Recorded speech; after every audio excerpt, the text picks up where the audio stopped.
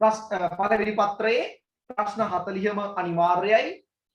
එක ප්‍රශ්නයක උත්තර 4ක් තියෙනවා. උත්තර 4න් එකක් නිවැරදි පිළිතුර ලෙස තෝරාගෙන ඉරියඳින්න තියෙන්නේ. එක ප්‍රශ්නයකට එක බැගින් ලකුණු 40ක් පළවෙනි පත්‍රයට හම්බ වෙනවා. ඊට පස්සේ දෙක පත්‍රය අපි සාකච්ඡා කරමින් සිටින නිසා චුට්ටක් තිබ්බා. තුන්වෙනි ප්‍රශ්න පත්‍රයට එනවා. තුන පත්‍රයට. තුන පත්‍රය කියන්නේ අපේ මොන පේපර් එකද? තුන්වෙනි පේපර් එක? ඔව්, ලක්ෂිකා නියමයි සාහිත්‍ය පේපර් එක. සාහිත්‍ය පේපර් එකේ ප්‍රශ්න කීයක් තියෙනවද? 7ක් තියෙනවා. very good. සාහිත්‍ය පේපර් එකේ ප්‍රශ්න තියෙන්නේ 7යි පුතේ. අපි මතක් කරගමු. පළවෙනි ප්‍රශ්නේ මොනවාද? සාහිත්‍ය මූලාශ්‍ර කෙටි ප්‍රශ්න 10ක් තියෙනවා. එක ප්‍රශ්නයක අණු කොටස් දෙකක් තියෙනවා. ඒතකොට ප්‍රශ්න 10 ඇතුලේ ඔක්කොම අණු කොටස් 20ක් තියෙනවා. එක අණු කොටසකට එක ලකුණ බැගින් ඔක්කොම ලකුණු 20ක් හම්බ වෙනවා. සාහිත්‍ය පේපර් එකේ සාහිත්‍ය අච්චු පොතේ පාඩමක් පටන් ගන්න කලින් තියෙන අර කහ පාට හැඳින්වීමේ කොටසින් තමයි ඔය ප්‍රශ්න ටික හැදෙන්නේ. ඊට පස්සේ සාහිත්‍ය දෙක ප්‍රශ්නේ. ඔව් very good. ජය විතරයි මට කියා ගන්න පුළුවන් උනේ. කියව ගන්න පුළුවන් උනේ. අවස්ථා සම්බන්ධ ප්‍රශ්න. අවස්ථා සම්බන්ධ. ප්‍රශ්න 5ක් තියෙනවා. එක ප්‍රශ්නයක අණු කොටස් දෙකක් තියෙනවා. ඔක්කොම අණු කොටස් එතකොට 10ක් තියෙනවා. යම් පාඩමකින්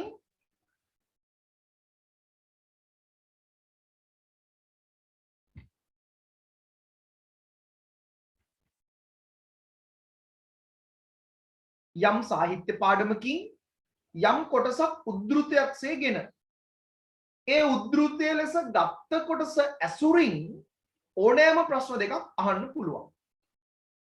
ඒ උද්ෘතය ලෙස ගත්ත කොටසේ අමාරු වචන දෙකක් ඉරියඳලා ඒකේ තේරුම අහන්න පුළුවන්.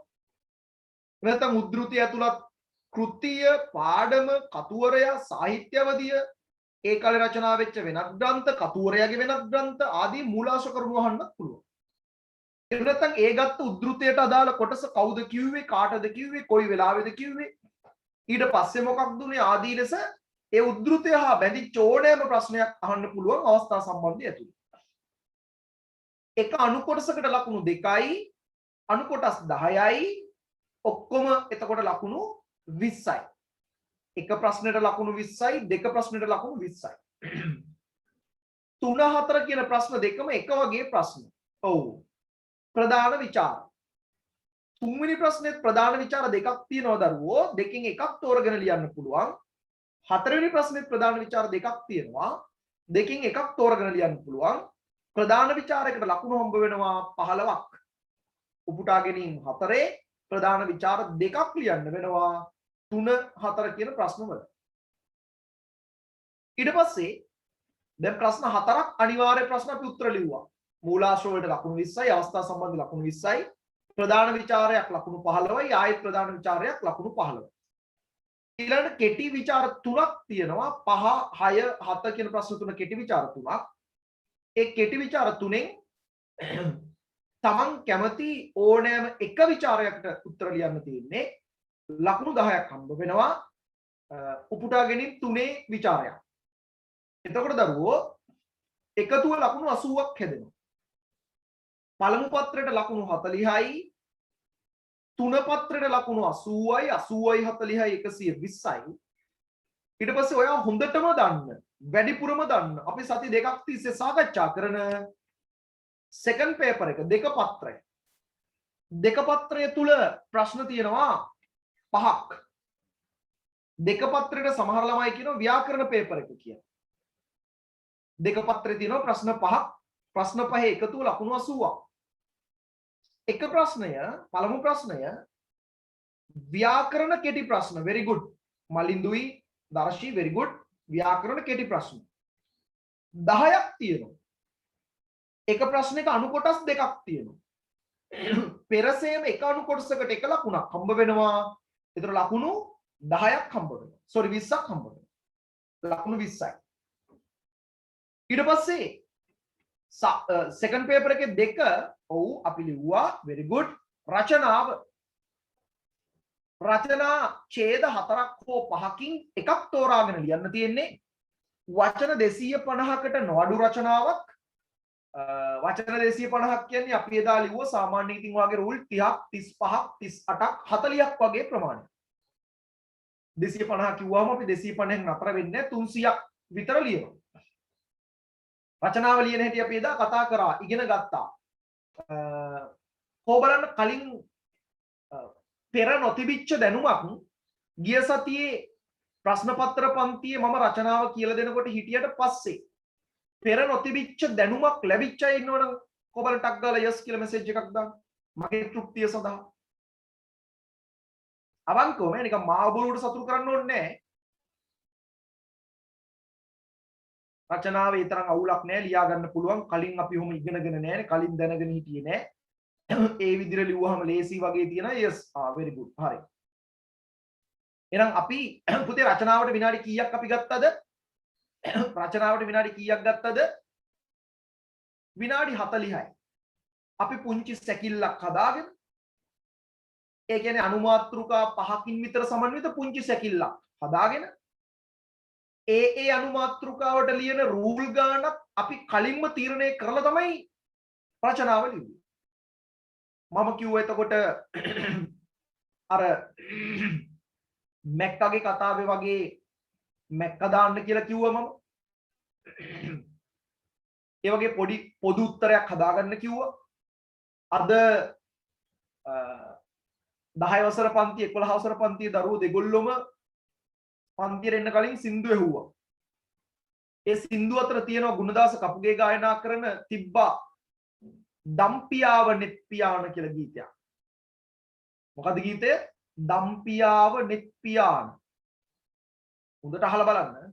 හොඳට අහලා රචනාවකට ගන්න පුළුවන් කැලි ටිකක් වෙනවරම් පාඩම් කරගන්න ලිරික්ස් ටික අරගෙන. ඊට පස්සේ අද මම දාලා තිබ්බ පිටදීප දේශ ජය ගත්තා. ආදී සිංහලු. ඒකත් ගන්න ලිරික්ස් ටික අරගෙන සුදුසු කැලි ටිකක් හොයාගන්න.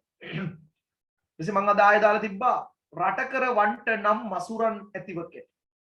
නන්දාමාලි ගායනා කරා. ඒකෙත් ගීතේ පද ටික අරගන්න ඉන්ටර්නෙට් එකේ. අරගෙන සුදුසු වචන ටිකක් වෙනම අරගෙන පාඩම් කරලා තියාගන්න. ආන් මේ විදිහට අපි රචනාව ලිව්වා.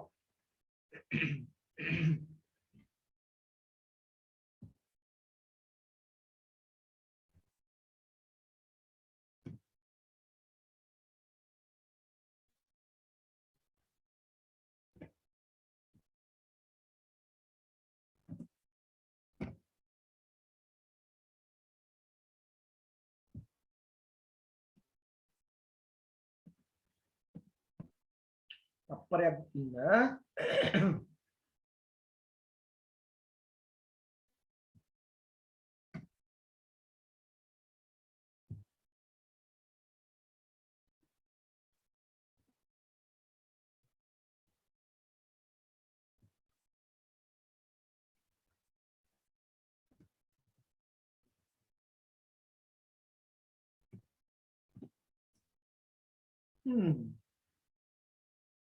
WK ආනන්ද කියලා කෙනෙක් දාලා තියෙනවා නිදිමතයි කියලා මැසේජ් එකක්. මම මේ නිදිමත නම් ඉතින් ගිහලා නිදාගන්න එපා නේද පුතේ? මං යාව යවන්න හැදුවේ මේ යවන්න කලින් ගිහිල්ලාද කොහෙද?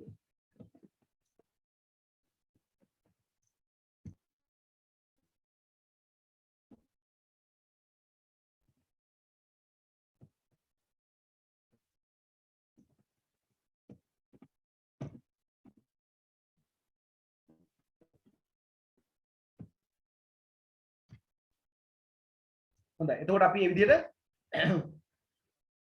රචනාවක් ලිව්වා. තාම රස්නේ අඩු වෙලා නැහැ. කමන්නේ charge එක ගහමුනේ. අපි මේ විදිහට රචනාවක් ලිව්වා. රචනාවට ලකුණු 25ක් හම්බ වෙනවා. සාමාන්‍යයෙන් එතකොට වචන 300ක විතර රචනාවක් අපි ලිව්වා. බොහොම නිර්මාණාත්මක රචනයක්. ඔයා ලිව්වා කියලා දුන්න විතරක් නෙමෙයි ඔයා ලිව්වා. ඊට පස්සේ තුන්වෙනි ප්‍රශ්නේ මොකද්ද පුතේ ව්‍යාකරණ පේපර් එකේ?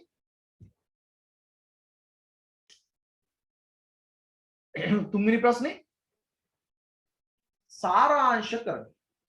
පුතේ මේ සාරාංශකරණය කියන්නේ හරි අපූර්ව ප්‍රශ්නයක්. සමහර ළමයිට අමාරු ප්‍රශ්නයක් මේක. සමහර ළමයින්ට ලේසි ප්‍රශ්නයක් මේක. මේ ප්‍රශ්නේ අමාරු වෙන්නේ සෑම විෂයකටම වැඩිපුර ලකුණු ගන්න බ්‍රයිටෝ ටිකට තමයි මේක අමාරු වෙන්නේ. ගොඩක් සබ්ජෙක්ට් වලට වැඩිපුර ලකුණු ගන්න පන්ති ඉන්නවනේ බ්‍රයිටෝ ටිකක්. ආන්නේ බ්‍රයිටන්ට සාරාංශකරණය අමාරුයි. බ්‍රයිටෝ නවන පිරිසක් ඉන්නවනේ. ඔන්න පුළුවන් වුණොත් ලියනවා, හිතුනොත් ලියනවා. මට ඒ වෙලාවේ කම්මැලි හිතුනේ හින්දා මං ලිව්වේ නෑ. ඔන්න ඔහොම ළමයි සෙට් එකක් ඉන්නවනේ. ඒ ළමයිට මේක හරිම ලේසි පුතේ. බ්‍රයිටන්ට අමාරුයි. ඊතරම් උනන්දුවකින් වැඩ නොකරන අයට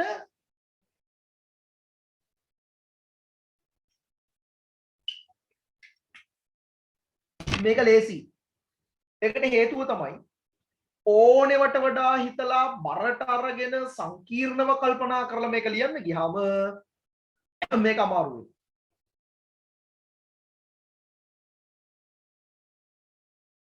ඒතරම් ගණන් ගන්න නැතුව සරලව කල්පනා කරලා ලිව්වොත් මේක හරි ලේසි.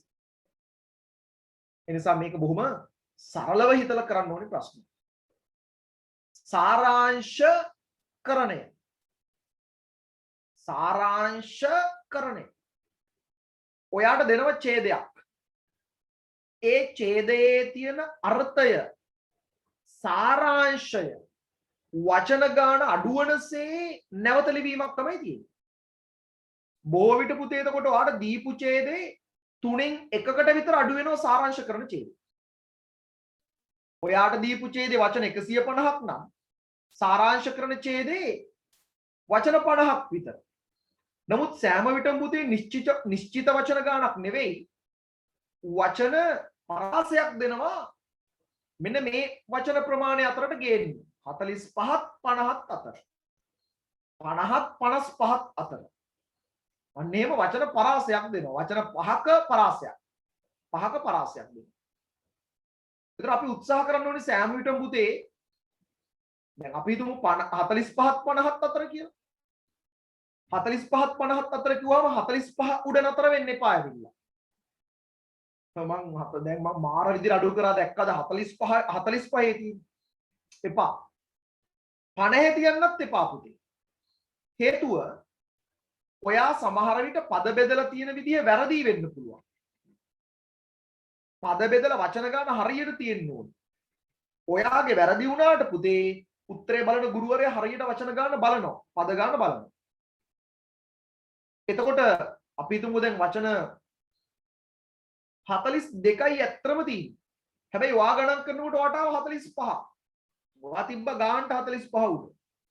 වචන ගන්න අඩු වෙනවා. ඒතර වචන ගන්න වැරදි. ඒ නිසා හැමතිස්සෙම උත්සාහ කරන්න ඕනේ පුතේ මැදට ගෙනල්ලා නතර කරා.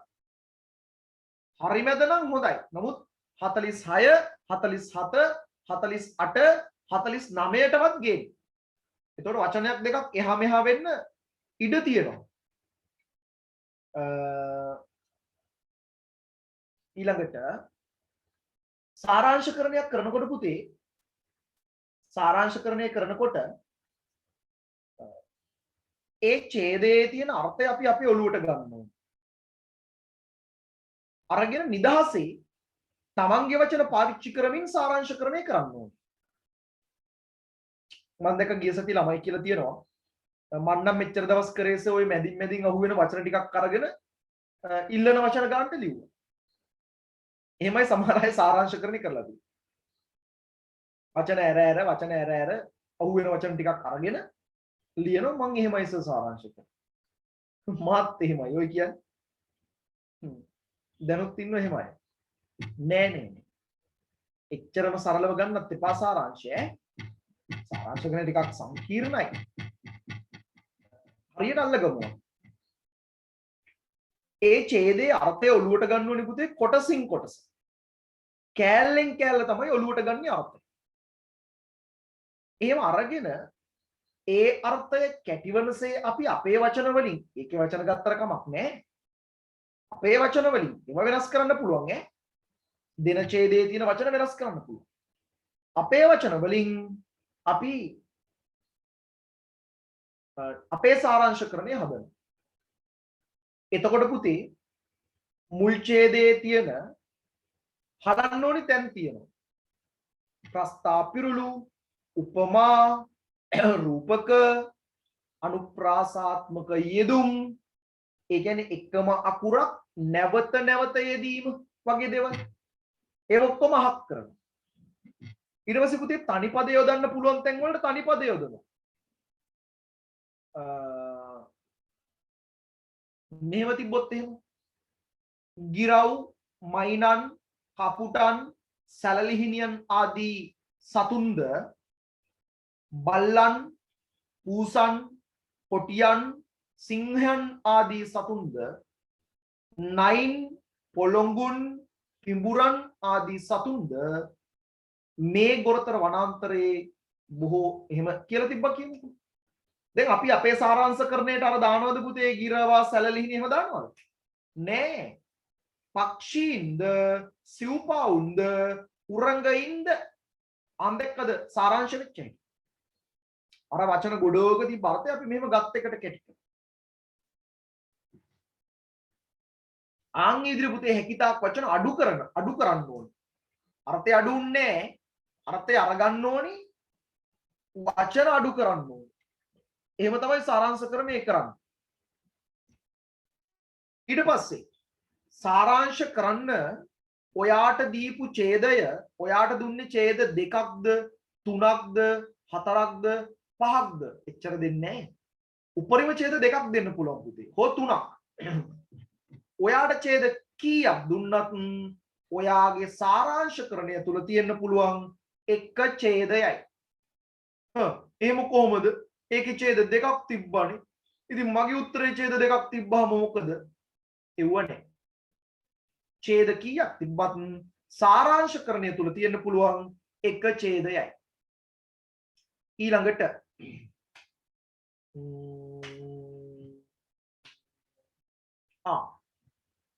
පද බෙදීම ගැන කියන්න ඕනේ. පුතේ තද්දිත කෘදන්ත කියලා જાතියක් ඔයා සමහර වෙලාවට දන්නවා අහලා ඇති මං තාම ඉගෙනුවේ නෑ මං උගන්වනවා ඉදිරියේදී. ප්‍රකෘති කියන පාඩම අපි ඉගෙන ගත්තනේ මුලදී. නාම ප්‍රකෘති, ධාතු ප්‍රකෘති. නාම පදයක වෙනස් නොවන මූලයට අපි නාම ප්‍රකෘතිවත් ශබ්ද ප්‍රකෘති කියනවා. ක්‍රියාපදයක මූලයට අපි කියනවා ධාතු ප්‍රකෘති කියලා. ඔය නාම ප්‍රකෘති හා ධාතු ප්‍රකෘතිත් එක්ක බැඳෙන පාඩම් තුනක් තමයි තද්දිත, කෘදන්ත, උපසර්ග කියලා කියන්නේ. දැන් මිනිසා කියන නාම පදය ගත්තොත් මිනිසා, මිනිසෙක්, මිනිස්සු, මිනිසුන් එයා එක් නිශ්චිත අර්ථයක දැන් ඒ හැම පදේම එක අර්ථයක් නිශ්චිතයි හැබැයි වෙනස් වෙනවා. මිනිසා, මිනිසෙක්, මිනිසෙකුට, මිනිසාට, මිනිසාගෙන්, මිනිසාගේ, මිනිසා කෙරෙහි ඒ නිශ්චිත නොවෙනස් මූලයට අපි කියනවා ප්‍රകൃතිය. මිනිස් කරන්නේය, කරන්නීය, කරන්නෝය, කරන්නාය, කෙරුවේය. ආන් ඒවට අපි කියනවා ඒ වචන සෙට් එකේ ධාතුව කර. ඒවට අපි කියනවා ධාතු ප්‍රകൃති. ඔයාව පටලවනවා තද්දිත, කෘදන්ත, නිපාත, උපසර්ගත් එක්ක. තද්දිත, කෘදන්ත, උපසර්ග කියන තුන් දෙනාම පුතේ ධාතු ප්‍රകൃති හෝ නාම ප්‍රകൃතිත් එක්කම යෙදෙන ඒවා. උදාහරණයක් විදිහට නාම ප්‍රകൃතියක හෝ ධාතු ප්‍රകൃතියක මුලට යෙදෙන්නේ උපසර්ග. නාමයක උනත් ක්‍රියාවක උනත් මුලට යෙදෙන්න අයිතිය තියෙන උපසර්ග.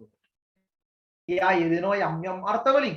තිබ්බර්ථය වැඩි කරන්න, තිබ්බර්ථය අඩු කරන්න, තිබ්බර්ථය වෙනස් කරන්න, තිබ්බර්ථෙම තියාගෙන ඉන්න වගේ අර්ථ වලින්. ඒව උපසර්ග කිව්වට පුතේ පද විදියට සමහරව හැඳින්වුවට මේව සමහර වෙලාවට එක වචනයයි. प पर अवस अनु नी दू वी आदि सु उ अभि पिरि उप अप निश निर दुर प्र प्रति संकु ई ओ वगे පිරිසිදු සුපිරිසිදු පුල් සුපුල් දන දුදන මල විමල මල නිමල ලස්සන අවලස්සන පුතේ උපසර්ග තනිව වෙන්ව යෙදෙන පද නෙවෙයි. විමල කියන්නේ පද දෙකක් නෙවෙයි එකක්. සුපිරිසිදු වල සූ වෙනම ලියන්නේ. උපසර්ග එහෙනම් පුතේ වෙනම පද නෙවෙයි. තද්දිතත් වෙනම පද නෙවෙයි, කෘදන්තත් වෙනම පද නෙවෙයි. දැන් නාම ක්‍රියාවල මුලට එකතු වෙනවා උපසර්ග. නාම එක අගට එකතු වෙනවා පුතේ තද්දිත. තද්දිත. ඊකමුවාමයවත්මත් තරතම ඉතියටියටුව සද්බතා ආන අනු අනි ඊය ඉෂ්ටතන නුය වාදී ශීලී කාමීදර ඤවන්තත්ව ආංගේවා තද්දිත. ගම් ඊ ගැමි නගර ඉක නාගරික රණින් කරන ලද්ද අදහස දෙනවා රන්මුවා රන්මය වගේ. ඒවනම් චුට්ටක්වත් තේරෙන්නේ නෑ සර්. හබය වෙනතු ඉන්නකො. ඊට පස්සේ කෘදන්ත ක්‍රියාවක අගට එකතු වන්නේ කෘදන්ත. අන්නා අන්නී අන්නෝ අන්නන්න නානු එන එනා එනු උන උනු ඊම් ඉලිමන් වගේ කෘදන්ත. කරන්නා කරන්නී කරන්නෝ කරන්න. පුතේ එහෙනම් තද්දිතත් වෙනම යෙදෙන්නේ නෑ. කෘදන්තත් වෙනම යෙදෙන්නේ නෑ. උපසර්ගත් වෙනම යෙදෙන්නේ නෑ. හැබැයි මොනවාද වෙනම යෙදෙන්නේ? නිපාත වෙනම යෙදෙනවා. නිපාත වලට ප්‍රകൃතිත් එක්ක ගනුදෙනුවක් නැහැ. නිපාත කියන්නේ පුතේ භාෂාවේ නාම හා ක්‍රියාපද අතර සම්බන්ධතාවයක්, අන්තර් සම්බන්ධතාවයක් ගොඩනගන්න භාවිතා කරන පදමාලාවක්. ඒවට අර්ථයක් තියෙනවා. භාවාර්ථය, සමුච්චයාර්ථය, සමගාර්ථය, පිනිසාර්ථය වගේ දේවල්. නිපාත ඔය අඳුරනවා. හා සහ සමග කැටුවද උත්ති අනේ අපොයි අයියෝ අඳෝ ආ අහා ඔහෝ අහා උයි චිකේ කිම්ද ඇයි මන්ද මොකද දැන් අද එදා හෙට මතු ඉක්බිති නිරන්තරයෙන් මෙන්සේ වැනිබඳු වගේ සා විතර තරම් අයුරු ලෙසින් ලෙස යලි පුනය හ සේක වනාහි ඌ කලී වහා යුහු යුහුව අහෝ ඌයි ඒ ඔක්කොම නිපාත. නිපාත පද හොඳට මතක තියාගන්න ඕක වරද්දනවා. නිපාත පද අන්පද වලින් වෙන් කරලා ඈඩ් කරලා වෙනම පද ශෛලී විය යුතුයි. අපේ ළමයි හරි කට්ටයි කපටි. කපටි කියනවට වඩා හරි මෝඩයි. සාරාංශකරණයේදී අදාළ වචන ගාන ආවේ නැති වුනහම අපේ උන් මොකද පුතේ කරන්නේ? වචන එකට ගාවල ලියවනවා. දැන් අපි ගමුකෝ මට බඩගිනි අම්මේ කියලා. මට බඩගිනි අම්මේ වචන තුනක්නේ. මූට වචන මදි වුණාම මූ මොකද කරන්නේ පුතේ? මේ තුන එකට අලවලා ලියනවා. මට බඩගිනි අම්මේ මේ තුනම එකට ලියනවා. ලියන මූ මේ ගණන් කරනවා වචන එකක් විදිහට. පුතේ දැන් මැද ස්පේස් එක නැති වුණා කියලා එක වචනයක් වෙනවද? එහෙම වෙන්නේ නැහැ. ඔයා වැරදියට ගන්නට උත්තරේ බලන ගුරුවරයෝක හරියට ගයින්න. ඒ නිසා වංචා කරන්න එපා පුතේ. හරියට වචන ගාන ගණන් කරලා ද දැන් ද කියන්නේ එක අකුරක්නේ. ඒතර ද කියන්නේ හැබැයි නිපාතයක් අනිත් පැත්තේ. එක අකුරක් වුණාට එයා නිපාතයක්. ඒ නිසා වෙනම වචනයක්. ඔයාට එතකොට දුකයි තමයි ද වෙනම වචනයක් විදිහට ලියන්න අපරාධ කියලා හිතෙනවා. කරන්න දෙයක් නෑ. ඒ අවංකභාවය අනිවාර්යෙන් තියාගන්න ඕනේ. ඊට පස්සේ වචන ගාන සාරාංශකරණයේ අවසානයේදී ලිවිය යුතුයි. වචන ගාන සාරාංශකරණයේ අවසානයේදී ලිවිය යුතුයි. බලන්න ඉතින් මොන හරි ගැටලු තියෙනවා නම් අහන්න බලන්න සාරාංශකරණයට යන්න කලින්.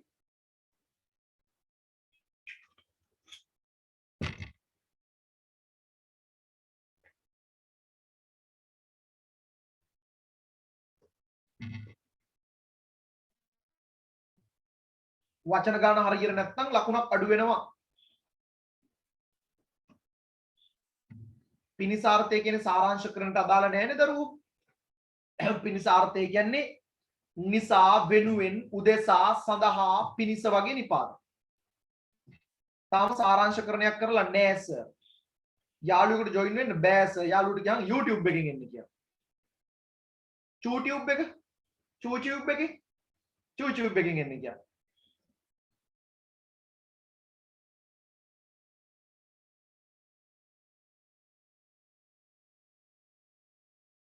හපොයි දැන් එක එක්කත් ප්‍රශ්න අහන්නේ සාරාංශ කරන එක නෙවෙයි.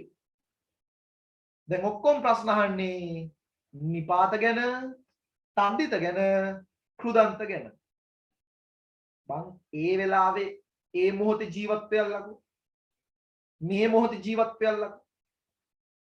මේ මොහොතේ සාරාංශ කරන්නේ මං තද්දිත කෘදන්ත නිපාත ගැන කියාගෙන ආවේ සාරාංශ කරන්නට අවශ්‍ය නිසා. දැන් ඔයගොල්ලෝ ඒව පටල ගන්න එපා. දැන් මොනාරි ටිකක් චුට්ටක් මොනාරි ටිකක් ආවද ඔළුවට? කෙටි කරලා ලියන්න ඕනි එකක් මේක. හැකිතාක් වචන ගාන අඩු වෙන්න ඕනි, අර්ථයකම ගන්න ඕනි. වචන පැහැදිලිව වෙන් කරලා ලියන්න ඕනි. වචන ගාන අගට ලියන්න ඕනි. සාරාංශකරණය තුල තියෙන්න පුළුවන් එක ඡේදයයි. අන්න ඒ වගේ පොඩි ටිකක් තේරුණා නේද පුතේ? හරිද? අපි දැන් සාරාංශකරණයක් කරමුද අපි දෙන්නත් එක්ක එකතු වෙලා? අපි දෙන්න සාරාංශකරණයක් කරමුද? හා. ලකුණු 10ක් හම්බ වෙනවා. ලකුණු 10ක් හම්බ වෙනවා. එහෙනම් මම මගේ සුදු මූණ චුට්ටක් හංග ගන්නවා ළමයි. පේපර් එකට යමු අපි.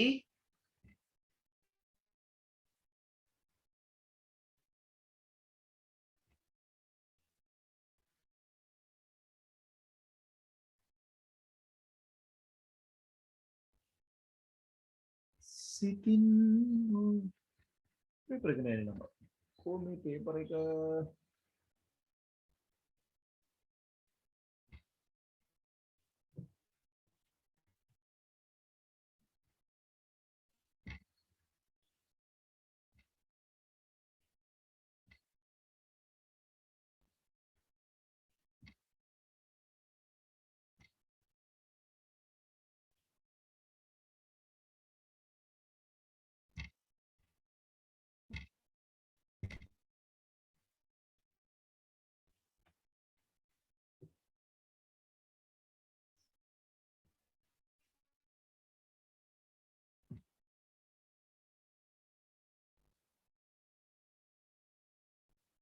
මට පුංචි වෙලාවක් දෙන්න නෝ පුතේ පේපර් එක හොයාගන්න.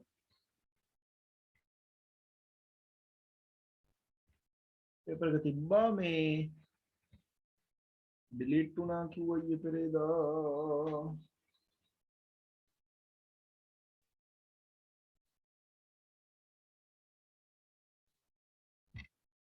ඉන්න තප්පරයක් කොහොම ඈ? පේපර් එක කොහෙද තිබ්බේ?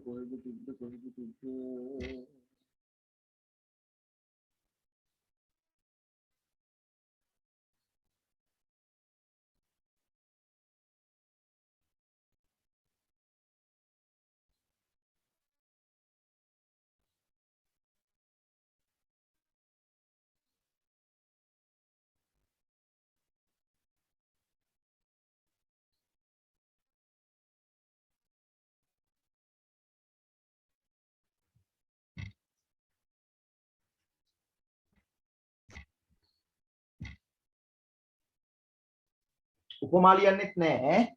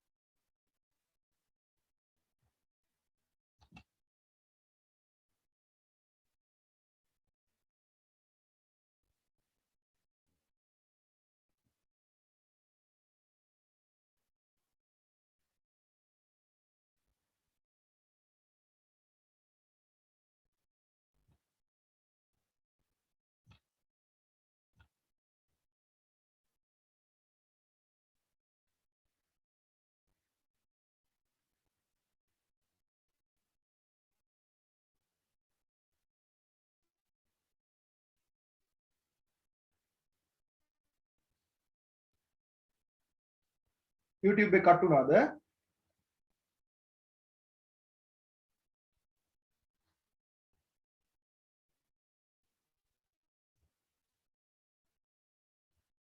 දැන් ආයෙ හරි නේද YouTube එක ආව නේද?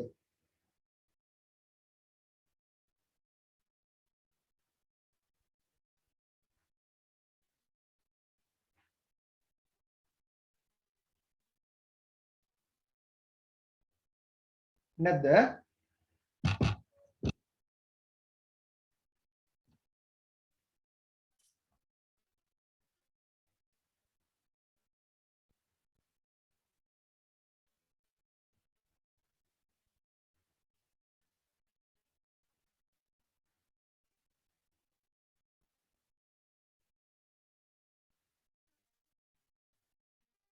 YouTube එකේ යාළුවෝ හිටියද පුතේ?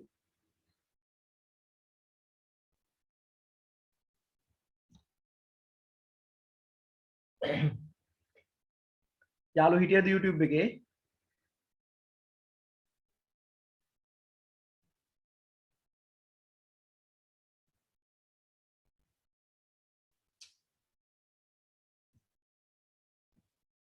මොකද උනේ?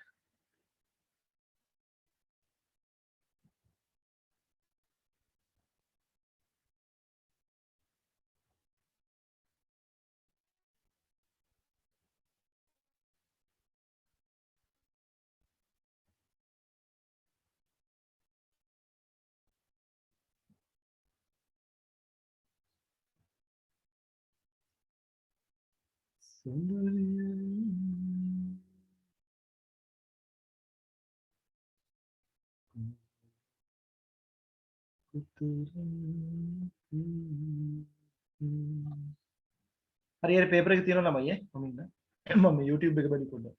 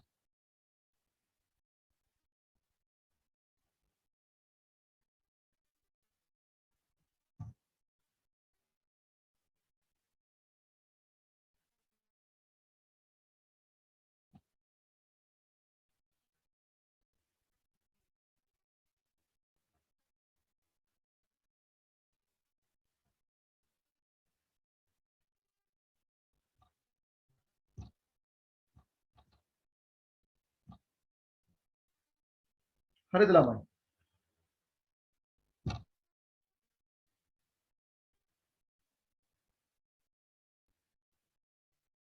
බලන්න ලයිව් එක තියෙනවද කියලා පුතේ?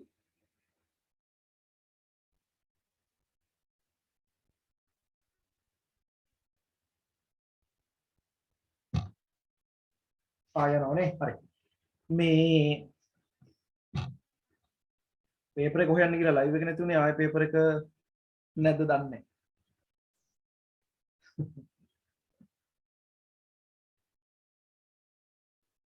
ආයෙ නෑනේ බම් පේපර් එක.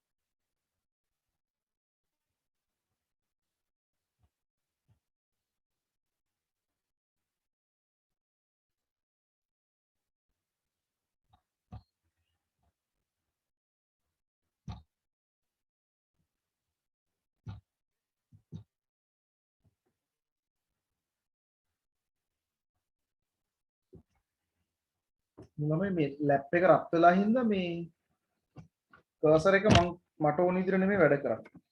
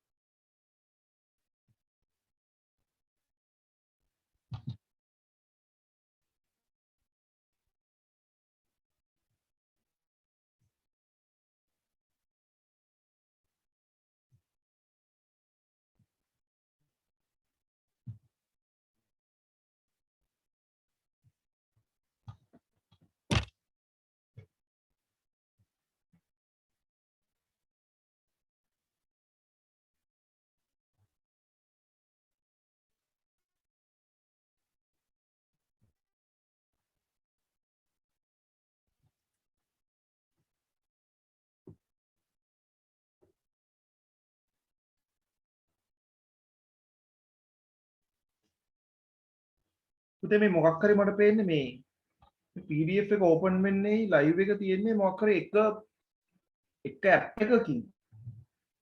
මේක ඕපන් වෙනකොට අරහින් අරක ලයිව් එක ඔෆ් වෙනවා. දැන් ආයෙ ලයිව් එක නෑ නේද?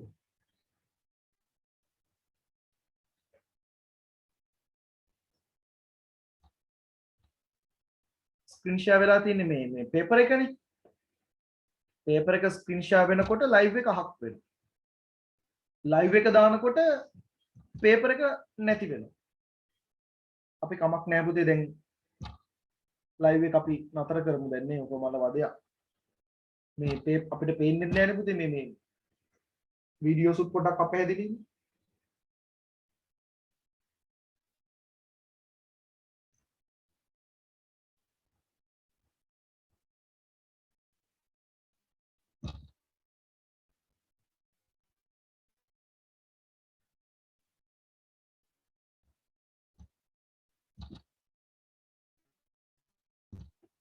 හරි ඔන්න පුතේ එන්න සාරාංශයට.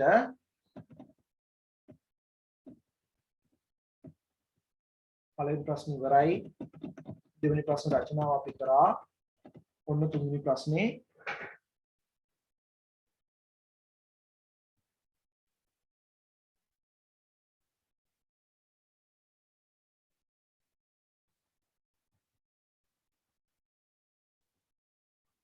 තුන්වෙනි ප්‍රශ්නේ සාරාංශකරණය.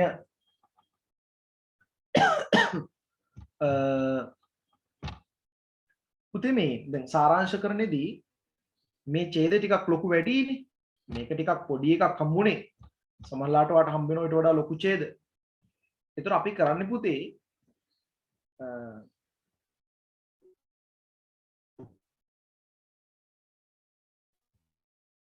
කර්සර් එක පිස්සුනට නෝන්නම.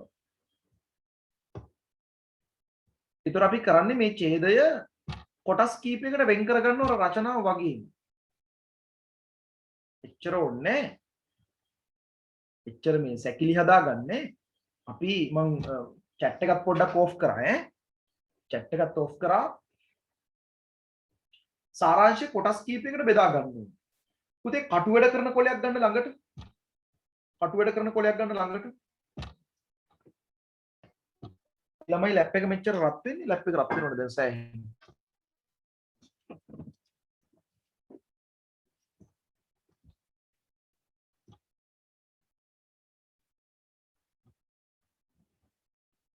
තව ටිකක් zoom කරන්න.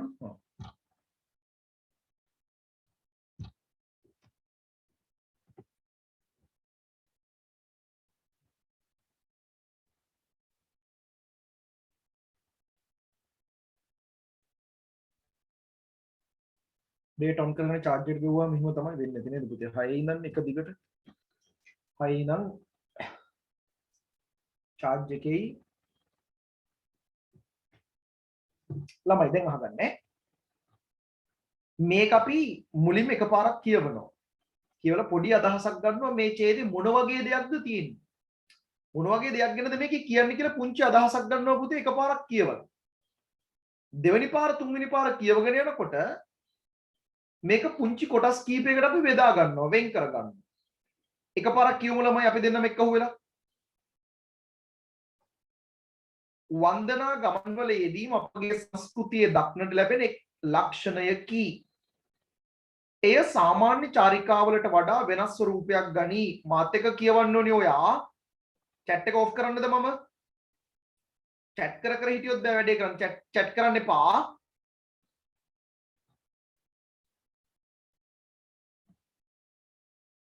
chat එක කොහොම තියන්න? chat කරන්න එපා මාත් එක කියවන්න. ආයෙන්න ඔක්කොම මාත් එක්ක කියවන්න ඕනේ.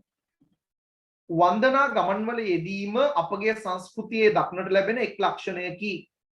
එය සාමාන්‍ය චාරිකාවලට වඩා වෙනස් ස්වරූපයක් ගනී.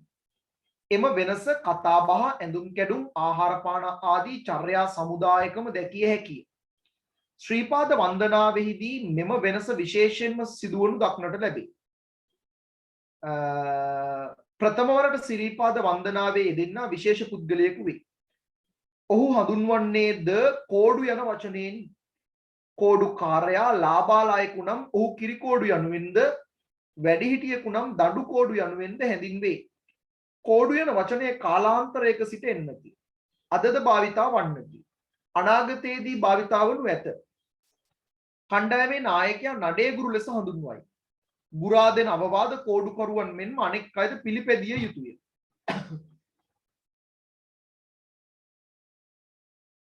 සිරිපා වන්දනාවේදී නඩේ බොහෝ අය ගුරාට අවනතව කටයුතු කරයි. කටයුතු කරන්නට මැලි බවක් නොදක්වති. කෝඩුකරුවන් සීත ගඟුලෙන් නෑවීමද සිරිතක් ලෙසින්ම පවතී. දෙවියන් බුදුන් හමුවට පවිත්‍රව යාම කාලාන්තරයක සිට අපට ඇබ්බැහි වී ඇති ලක්ෂණයකි. මෙහිදී මතුවී පෙනෙනුයේද එම ලක්ෂණයම වෙයි. නාන්නට බැරි කමක් ඇති වරුවන් වුවද සීත කඟුලෙන් මුහුණ අත්පා සෝදා පිරිසිදු විය යුතුය. ඡේදේ වැඩිපුර විස්තර වෙලා තියෙන මොන මාතෘකාවද? මම කිව්වොත් එක මාතෘකාවට ගන්න ඡේදේ මොකක් ගැනද විස්තර වෙන්නේ?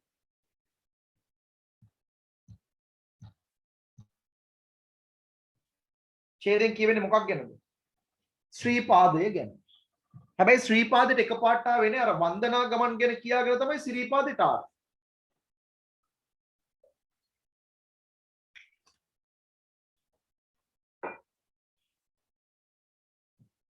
දැන් අපි මේ පාර ඡේදය පුංචි පුංචි කෑලි වලට කඩා ගන්න හදන්න.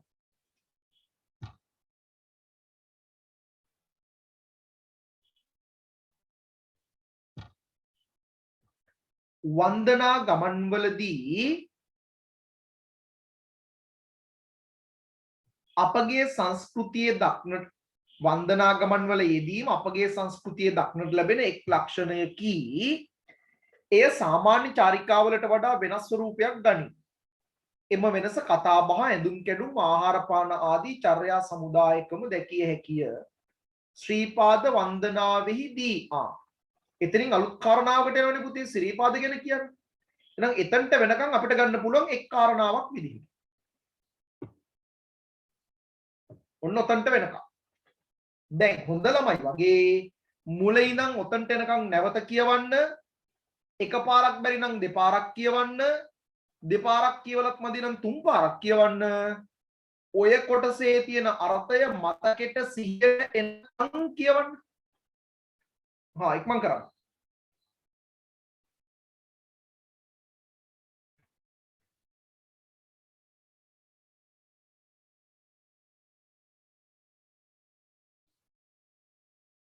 මේ මුල් කොටසේ තියෙන මෙන්න මෙහිම අර්ථයක් කිය සර් කියලා මතකෙට එනකන් මට කියන්න පුළුවන් වෙනකන් කියවන්න.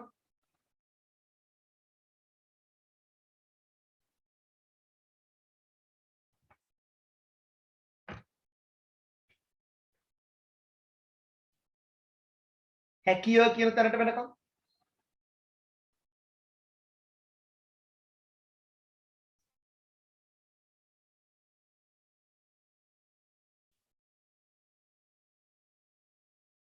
හරිද?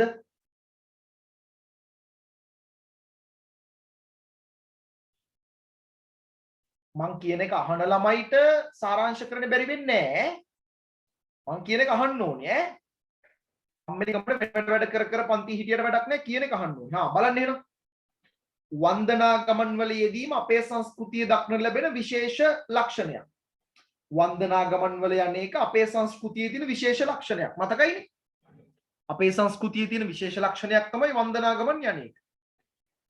එය සාමාන්‍ය චාරිකාවලට වඩා වෙනස් ස්වරූපයක් ගනී. අපේ සංස්කෘතියේ තියෙන එක ලක්ෂණයක් තමයි වන්දනා ගමන් යන එක. ඒක සාමාන්‍ය චාරිකාවලට වඩා වෙනස් වෙනවා. එම වෙනස කතාබහ, ඇඳුම් කැඩුම්, ආහාර පාන ආදී චර්යා සමුදායකින්ම දකින්න ලැබෙනවා.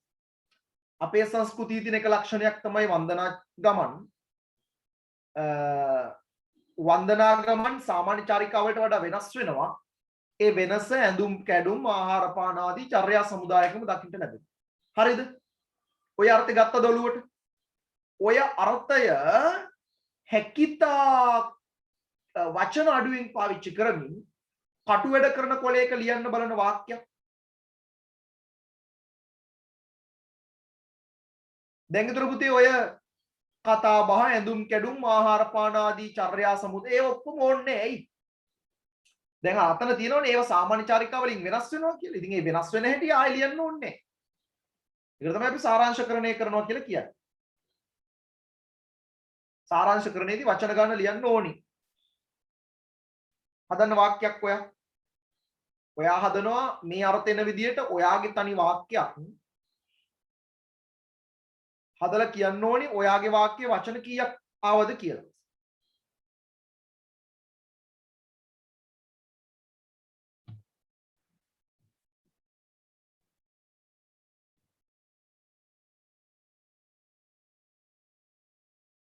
සංස්කෘතිය ගවන්නත් ඕනි. සංස්කෘතිය නැත්තම් බෑනේ.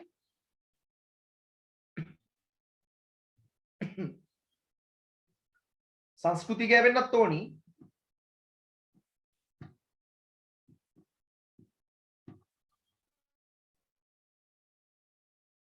සංස්කෘතිය ගෑවෙන්න ඕනි.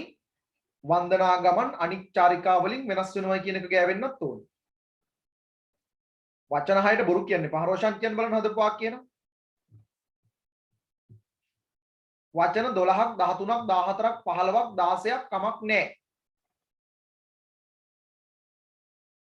මෙන්න මේ වගේ වාක්‍යයක්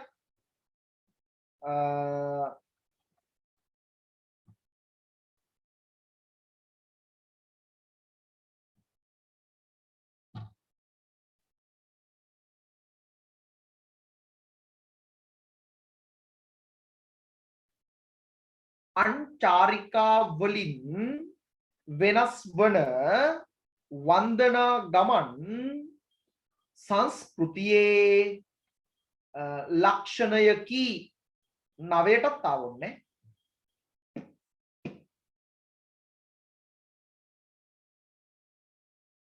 හරි නේද ඔන්න මම ආයි කියනවා අන් චාරිකා වලින් වෙනස් වන වන්දනා ගමන් අප සංස්කෘතියේ ලක්ෂණයකි නැත්නම් එක් ලක්ෂණයකි එතකොට වචන 10යි නැත්නම් 11යි මගේකම ඔයා ලියන්න එපා ඔයාට වචන 13ක් 14ක් ආව කමක් නැහැ හොඳේ හරිද හැමෝම හැදුවද දැන් ඔය කොටසට තනි වාක්‍යයක්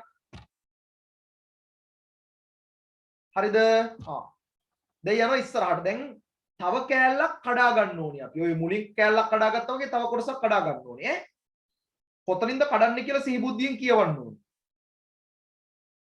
ශ්‍රීපාද වන්දනාවෙහිදී මෙම වෙනස විශේෂයෙන් සිදුවනු දක්නට ලැබේ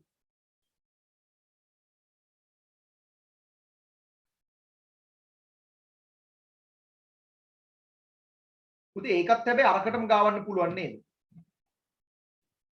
ශ්‍රීපාද ගමන් ශ්‍රීපාද වන්දනාවේදී අර වෙනස තියෙනවයි කියන එක අරකටම ගන්න පුළුවන් නේද ඒතොර වැඩේ ලේසි නේද ලේසියම ශ්‍රීපාද වන්දනාවලදීත් අරක තියෙනවයි කියන එක කලින් වාක්‍යයට ගලපන්න ලේසියිනේ අපි ඒකත් ගලපුම් බලන්න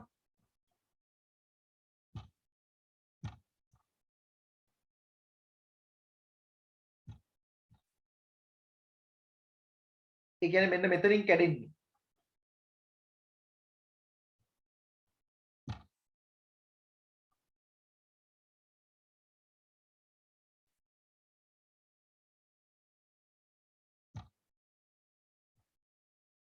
මෙන්න මෙතනින්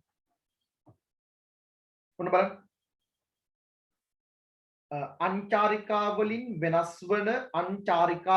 වෙනස් වන වන්දනා ගමන් සංස්කෘතියේ විශේෂ ලක්ෂණයක් වන අතර ශ්‍රීපාද වන්දනාව එවැන්නකි හරි නේද මට 16ක් ආවා ඔව් 17ක් කමක් නැහැ සංස්කෘතියේ ලක්ෂණයක් වන ශ්‍රීපාද ආදි වන්දනා ගමන් ආදි ඕනේ වන්දනා ගමන් ආව කමන්නේ ඔන්න මම ආයෙ කියනවා මම දැන් මේ වගේම වෙන්න ඕනේ මගේකම වෙන්න ඕනේ හොඳේ මේ අර්ථය ආවනම් හරි සංස්කෘතියේ විශේෂ ලක්ෂණයක් වන වන්දනා ගමන් අංචාරිකා වලින් වෙනස් වන අතර ශ්‍රීපාද වන්දනාව එවැන්නකි 15යි හරිද 15ක් 16ක් 14ක් විතර එන්න වචන ගානකට ගන්න පුළුවන් හරිද ඔක්කොම ඉවරද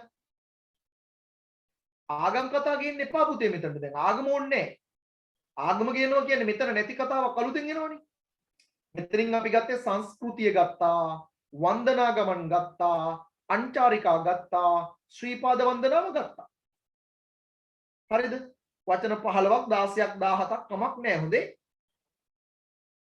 හරි අපි බලමු දෙවෙනි කෑල්ල කඩා ගන්න ප්‍රථම වරට සිරීපාද වන්දනාවේ යෙදෙන්නා විශේෂ පුද්ගලයෙකු වේ. මුලින්ම සිරීපාද යන කෙනා විශේෂයි. ඔහු හඳුන්වන්නේද කෝඩු යන වචනයෙන්. එයාව හඳුන්වන්නේ කෝඩු. මතක තියාගනිමින් යන්න ඕනේ. පළමු වතාවට ශ්‍රීපාද යන කෙනා විශේෂයි. එයාව හඳුන්වන්නේ කෝඩු කියලා. කෝඩුකාරයා ලාභාලයෙකු නම් ඔහු කිරිකෝඩු යනුවෙන්ද වැඩිහිටියෙකු නම් දඩු කෝඩු යනුවෙන්ද හැඳින්වේ. කෝඩු යන වචනයේ කාලාන්තරයක සිට එන්නකි අදද භාවිතා වන්නකි අනාගතයේදීද භාවිතා වනු ඇත.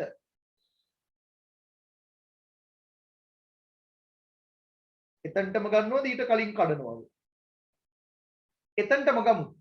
එතනටම ගන්න පුළුවන්. දැන් මේකේ මෙහෙම තිබ්බට ඔය මේකේ අග කියන්නේ පුතේ කෝඩු කියන වචනේ එදත් පාවිච්චි වුණා අදත් පාවිච්චි වුණා හෙටත් පාවිච්චි වුණා කියලා. අපිට එතනින් ගන්න පුළුවන් අපේ වාක්‍ය මුල. දැන් ඔය එදත් තිබ්බා අදත් තිබ්බා හෙටත් තිබ්බා කියන එක අපි කොහොමද ගන්නෙ? අතීතය වර්තමානය අනාගතය කියන තුන් කාලයටම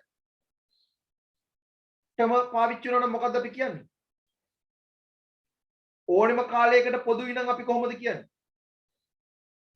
තුන් කාලය කියන්නත් පුළුවන්. සදාකාලික කිව්වොත් හැමදාම කියන එක. ත්‍රිකාලික වඩාත් නිවැරදි. ත්‍රිකාලික වඩාත් නිවැරදි. එහෙම නැත්නම් යාවත් කාලීන. එහෙම නැත්නම් යාවත් කාලීන. එතනින් පටන් ගන්න. කෝඩු යන්න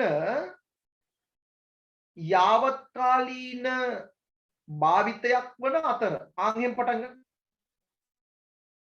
හදන තනින් වාක්‍යයක්.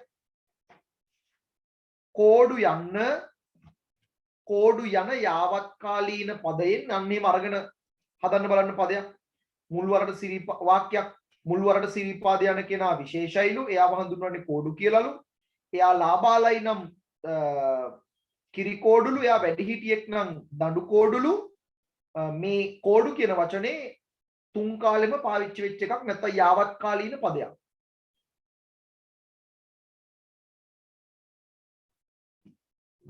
හරිද? හදන්න වාක්‍යයක්. ඔව් තනි වාක්‍යයක්. ඒ කියන්නේ සාරාංශය අපි මේ වෙනම කටු වැඩ කරන කොලයක අරගෙන තමයි ලියලා තමයි අතන්ට ගන්නෙ.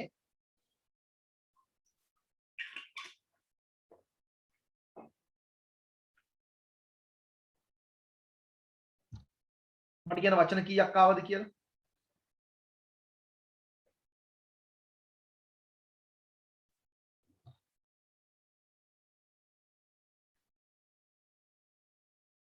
ශ්‍රීපාද එකට නෙවෙයි ලියන්නේ වෙනම ලියන්නේ. වචන 19යි. වචන 16යි. වචන 13යි. 14යි. දැන් ආයෙ බලන්න හරියට වචන ටික ආවද? කෝඩු කියන එක එන්න ඕන. වෙනම එතකොට පුතේ මුලින්ම යන කෙනා කෝඩු කියලා හඳුන්වනවා කියලා ඕනේ. මුලින්ම යන කෙනා ලාබාලයි නම් කිරි කෝඩුද වැඩිහිටියෙක් නම් දඬු කෝඩුද වන අතර කෝඩු යාවත් කාලීන පදයකි.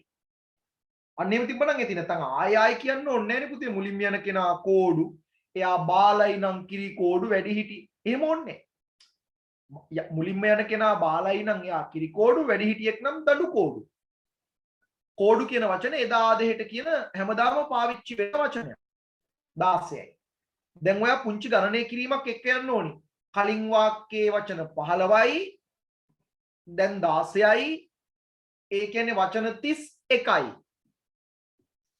එහෙම නැත්නම් කලින් වාක්‍යයේ වචන 13යි. දැන් 17යි. ඒ කියන්නේ වචන 30යි. මුළු වචන ගණනත් පොඩි ගණනය කිරීමක් එක්ක යන්නේ.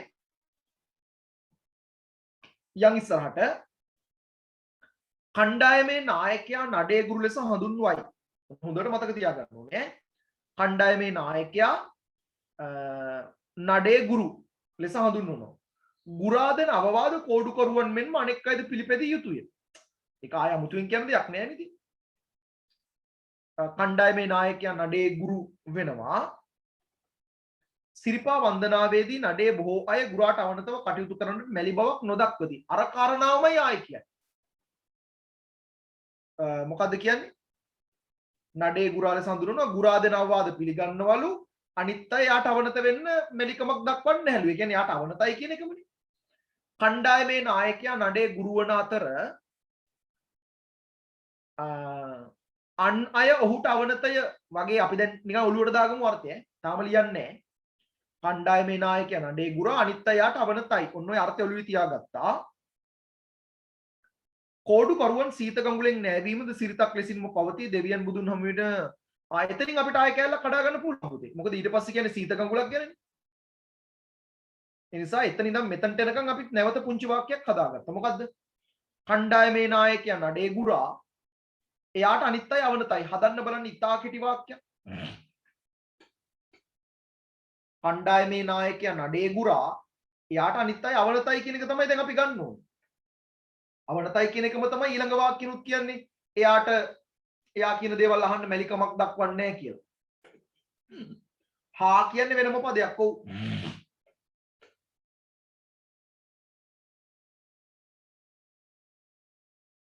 වචන ගන්න අඩු කරන්න ඕනි. වචන ගොඩක් ගන්න බෑ. 5න් 6න් ඉවර කරන්න ඕනේ.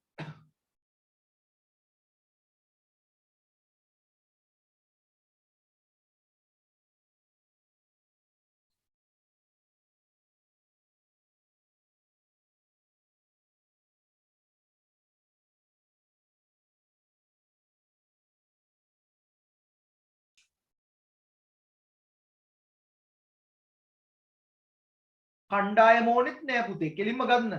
නායකයා වන නඩේ ගුරාට සියල්ලෝ අවනතය. ද වෙනම පදයක්. ද වෙනම පදයක්. නායකයා වන නඩේ ගුරාට සියල් සැවොම එතකොට තනි වචනයක් වුණා. නායකයා වන නඩේ ගුරාට එක එක වචනයක්. සැවොම අවනත ය 7යි. දැන් මම හදාගෙන ආපු වචන ටිකත් එක්ක මට කලින් ආවේ 31යි 31යි දැන් 7යි 38යි. ඔයා බලන්න වාට වචන කීයද කියලා ඈ. අවනත ය කියද්දී ය වෙනම වචනයක්. ඔව්. මට 37යි දැන් ඔයා ලියන ගමන් බලනවා නිකන් වචන කීයද කියලා. හරි අන්තිම කොටස කෝඩුකරුවන් සීතගඟුලෙන් නැවීමද සිරිතක් ලෙසින්ම පවතී. දෙවියන් බුදුන් හමුවට පවිත්‍රව යාම කාලාන්තරයක සිට අපට ඇබ්බැහි වී ඇති ලක්ෂණයකි. මෙහිදී මතුවී පෙනෙනුයේද එම ලක්ෂණයම වෙයි. නාන්නට බැරි කමක් ඇති වන්දනාකරුවන් වුවද සීතගඟුලෙන් මූණත් පා සෝදා පිරිසුදු විය යුතුය. නානවා කිව්වත් මූණත් පය හොදනවා කිව්වත් ඒ හැමතැනම තියෙන පවිත්‍රතාවයක් ගැන. ආයෙ බලන්න එහෙනම්. කෝඩුකරුවන් සීතගඟුලෙන් නෑවීමද සිරිතක්. දෙවිය බුදුන් ගාවට යනකොට කාලාන්තරයක් තිස්සේ ඇබ්බැහි වෙච්ච ලක්ෂණයක්ලු ඒක. මෙහිදී පේන්නේ ඒකලු. ඒව බොරු වර්ණනා. නාන්න බැරි නම් මූණ අතපය හොද ගන්නවලු. ඔය ටික ඔක්කොම අල්ලන්න බලන්න එක වාක්‍යයකට.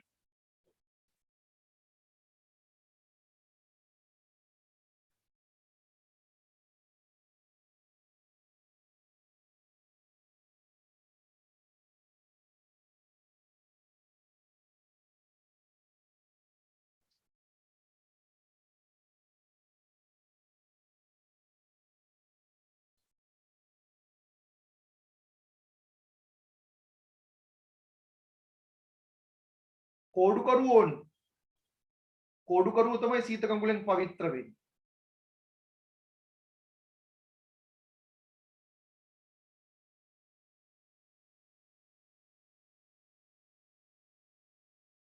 හරිද? කෝඩුකරුවන් වචන දෙකක්. කෝඩු කියන්නේ අර්ථයක්, කරුවෝ කියන්නේ තව අර්ථයක්.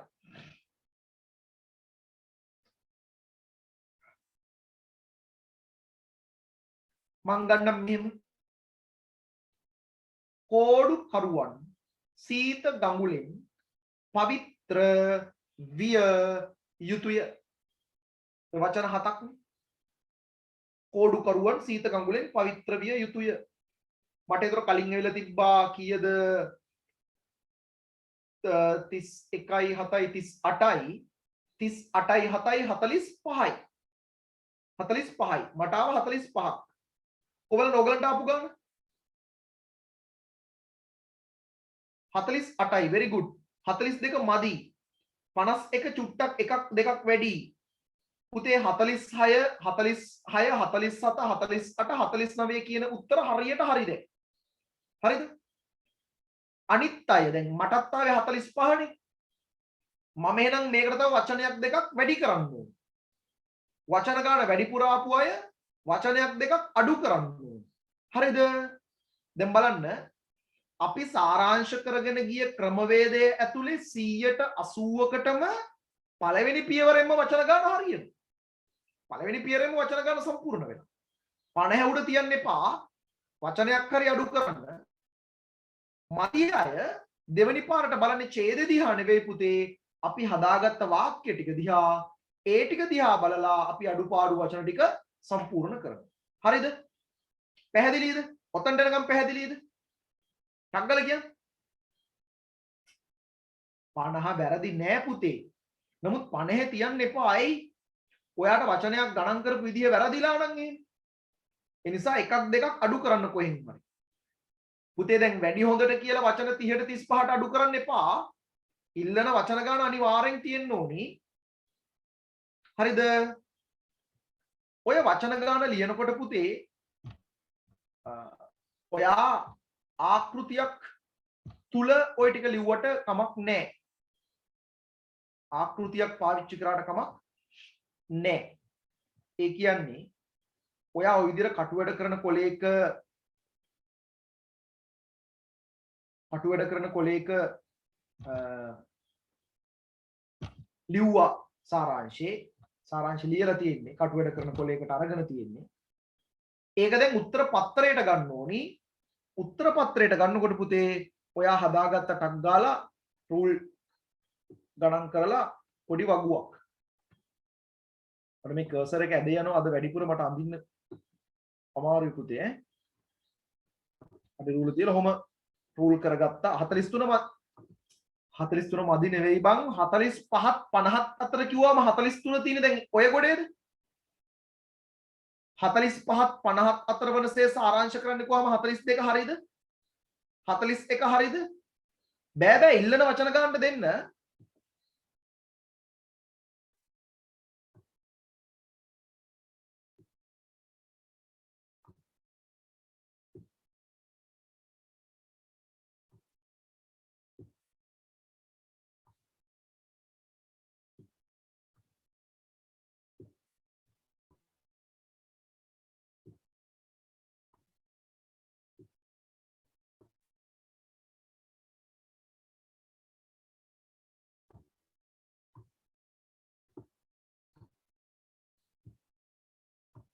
අපි ගමු දැන් කොටු කීයද මෙතන 1 2 3යි 4යි 5යි 6යි 15ට 1 2 3යි 4යි 5යි 6 වරක් 5 30යි 15න් තව එකක් ගහනවා එතකොට 36යි තව එකක් ගහනවා 42යි තව එකක් ගහනවා 48යි තව එකක් ගහනවා 54යි දැන් ඔයා මේ එක කොටුවක එක වචනේ බැගින් ලියනවා එක කොටුවක එක වචනේ බැගින් ලියන.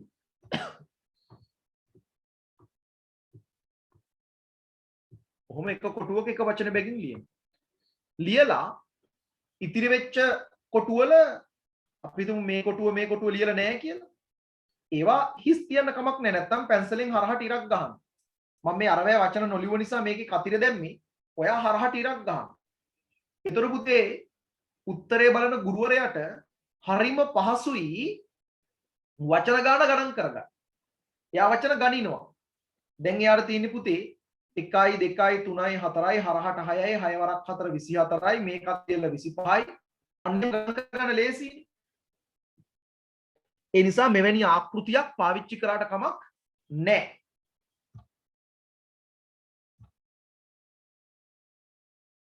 අනිවාර්යෙන් ගහන්න ඕනේ නැහැ. උත්තරේ යම් නිර්වුල් බවක් තියෙනවනේ පුතේ. සාරාංශකරණය කරනකොට පුතේ එතකොට අනිවාර්යෙන් කටු වැඩ කරන කොලයක කරලා ඕනි උත්තර පත්‍රයට ගන්න. නැත්තම් වෙන්නේ පුතේ ඔයගොල්ලෝ උත්තර පත්‍රයේ ඔක ලියනවා වැරදුනහම කපනවා ආයි කපනවා කැත්ත කරගෙන තමයි උත්තර පත්‍රයේ පරීක්ෂකවරයා ගාවට යවන්නේ. ඒ නිසා කටු වැඩ කරන කොලයක කරලා තමයි ඔකට ගන්න ඕනේ ඈ. අහන්න ප්‍රශ්න සාරාංශකරණය සම්බන්ධ ප්‍රශ්න මොනවද? 49ක් වැඩිද නැහැ කමක් නැහැ.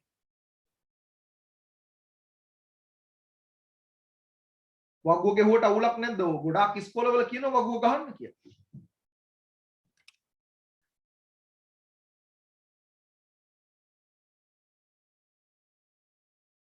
පනස් 9 මගෙන් අහගන්න එපා 59 හොඳයිද කියලා ඈ.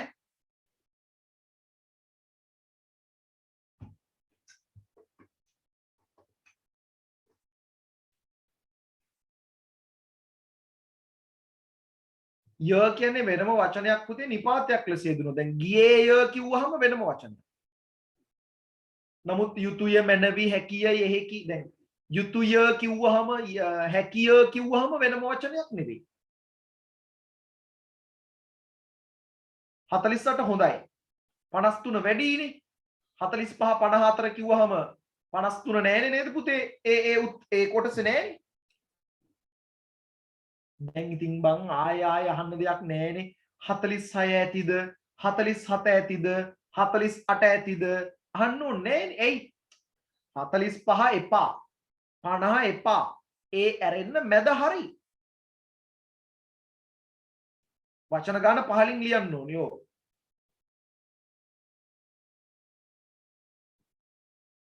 දැන් ඕගොල්ලෝ මොකද කරන්න ඕනේ?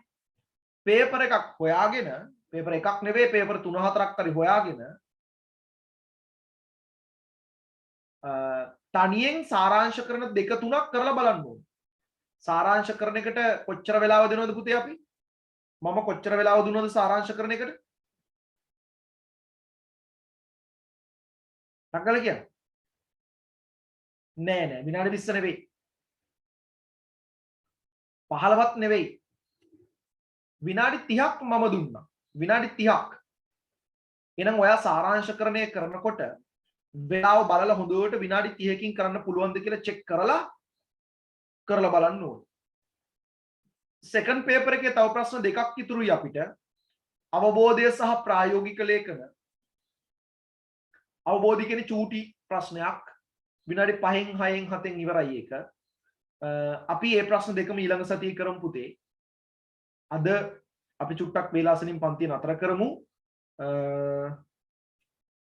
ප්‍රශ්න ඉවර නිසා අද අපි පොඩ්ඩක් වේලාසනින් පන්තිය නතර කරමු ඈ. එහෙනම් හැමෝටම සුබ උදෑසනක්. ඔහොමම තව චුට්ටක් පාඩම් වැඩ කරලම නිදාගන්න. මොකද පන්ති ඉවර කරාට මටත් දැම්ම නිදාගන්න වෙන්නේ නැහැ. වැඩ කරන්න ගොඩාක් තියෙනවා. වැඩ කළා මාත් නිදාගන්නේ කොහොමද 4-5 වෙයි මං නිදාගන්න කොටත්. ඒ නිසා ඔයගොල්ලොත් පාඩම් කරන්න පුතේ. පාඩම් කරලා නිදාගන්න. විභාගේ කොහොම හරි ගොඩ යන්න ඕනි නිසා. හරි. එහෙනම් හැමෝටම ජය වේවා. තෙරුවන් සරණයි. බුදු සරණයි. ආයුබෝවන්.